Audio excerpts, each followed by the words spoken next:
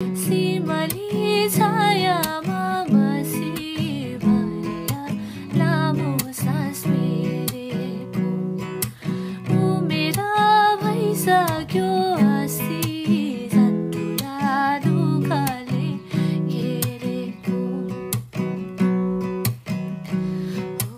छोरीहरू हुर्के बढे घर घर गए छोराहरू पाँचै भाइ मुगलानिया भए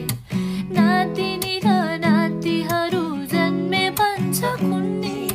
नातिनी र नातिहरू जन्मे भन्छ कुन्नी मेरो साथी चेस गर्नुपर्छ अझै चेस चेस ल खानु खानु माथि राख्नु अबै राख्नुहुन्न चेस गरेपछि ल ल खायो खायो माथेलाई